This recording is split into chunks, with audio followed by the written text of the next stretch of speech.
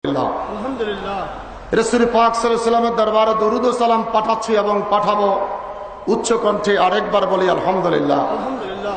এত উলামায়ে কেরাম, এত ডক্টর, এত মুহাদ্দিস, এত প্রিন্সিপাল, তার মধ্যে আমি মোশাররফ হোসেন হেলালি বক্তৃতার সুযোগ পেয়েছি। আল্লামা সভাপতি সাহেব বলেছেন সকলের সময় সংক্ষিপ্ত, কামা আরসালনা ফীকুম রাসূলা। ইতিহাসের মধ্যে আমরা পেয়েছি ছোট্ট বাচ্চাদেরকে শিক্ষা দেওয়া হয় মুহাম্মদ সাল্লাল্লাহু আলাইহি সাল্লাম কত সালে জন্মগ্রহণ করেছে। ছোট্ট বাচ্চা তার উত্তরে জবাব লেখে 570 খ্রিস্টাব্দে মুহাম্মদ সাল্লাল্লাহু আলাইহি সাল্লাম জন্মগ্রহণ করেছে।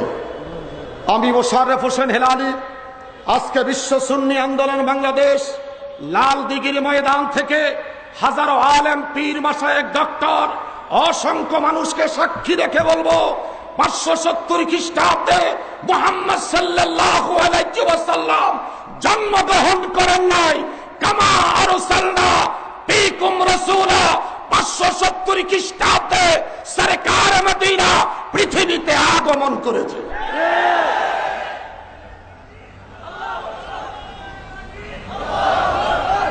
স্লোগান নয়, সময় কম, আমি আর সামনে কথা বলতে পারছি না।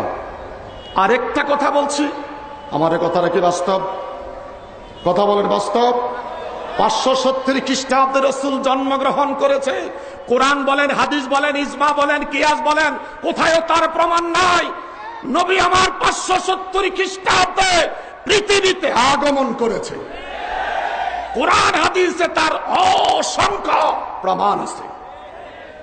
যারা আজকে মিলাদুন নবীর বিরোধিতা করেন, ঈদে আজমের বিরোধিতা করেন, আপনাদেরকে বলবো হযরতে নবী সুলাইমান আলাইহিস সালাম যখন পিপিলিকার দেশে যাচ্ছিলেন, পিপিলিকার রাজা তার প্রজাকে ডেকে বলেন তোমরা গর্তে ঢোকো। কোথায় ঢোকো? গর্তে ঢোকো। তার কারণ নবী সুলাইমান আলাইহিস সালাম তার দল বল নিয়ে আসতেছে, তোমরা পায়ের নিচে পইরা মইরা যাইবা।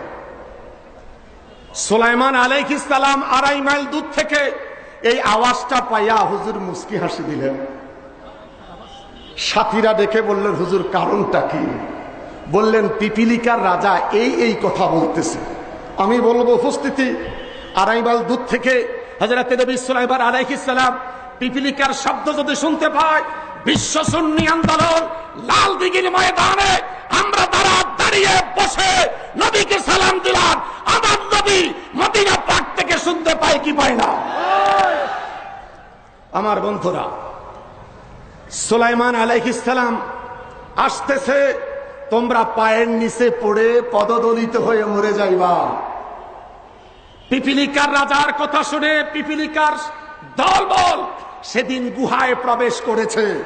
আমি বলবো বাংলাদেশ বিশ্ব সুন্নি আন্দোলন বাংলাদেশ লাল দিঘির ময়দান থেকে দুশমনের রাসূল, বেয়াদবের রাসূল, ইহানতের রাসূল, গুস্তাখে রাসূল তোমাদেরকে জানাতে চাই, সারা বাংলার বিশ্বের সুন্নি মুসলমান এক কাতার যদি হয়ে যায়, এক প্ল্যাটফর্ম যদি হয়ে যায়, পালাইবার জায়গা কোথাও থাকবে না।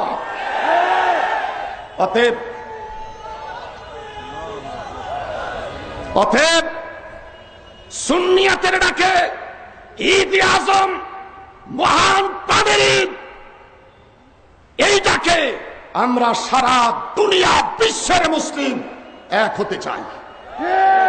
কারা কারা চাই? সবাই। নারায়ে তাকবীর, নারায়ে রিসালাত, ইয়া রাসূলুল্লাহ। বিশ্ব সুন্নি আন্দোলন জিন্দাবাদ, জিন্দাবাদ, জিন্দাবাদ, জিন্দাবাদ। বিশ্ব সুন্নি আন্দোলন। আমার সুন্নি ভাইরা, আমার মা ও বোনেরা, সময় স্বল্পতার জন্য বাকি কথাগুলি বলতে পারলাম না। আজকে আরেকটি কথা বলে এই লাল দিঘির ময়দান শত উলামায়ে কেরাম, লক্ষ জনতার সামনে দাঁড়িয়ে বলছি, আজকে বড় কষ্ট হচ্ছে। গতকালকে জুমার নামাজ শত মসজিদে মায়ানবারে হয় না। মায়ানবারের মুসলমান মসজিদে যেতে পারে নাই। কথা বলেন ঠিক কিনা? কলিজা ফেটে যাচ্ছে। মুসলমান মসজিদে যেতে পারে নাই। লাল দিঘির ময়দান থেকে, ও খোদা তোমার কাছে জানতে চাই, মুসলমান যদি ধ্বংস হয়ে যায় মসজিদে দাঁড়াইয়া কে চিৎকার দিয়ে বলবে আল্লাহু আকবার? অতএব বিশ্বের মুসলমানকে হেফাজতের সাথে সাথে মায়ানমারের মুসলমানদেরকে তুমি খোদার গায়েবী মদদ দিয়ে সাহায্য করো। এই কথা বলেই ইমাম হায়াতের হায়াত, আল্লামা সৈয়দ সাইফুর রহমান নিজামী সাহেবের হায়াত, হযরত উলামায়ে কেরাম, পীর মাশায়েখ, বুদ্ধিজীবী, সকল সেক্টরের সুন্নি জনতার হায়াতের কামনা করে আমি সাবেক হোসেন হেলালি আমার বক্তৃতা সমাপ্তি করলাম। আসসালামু আলাইকুম ওয়া রাহমাতুল্লাহি ওয়া বারাকাতুহু।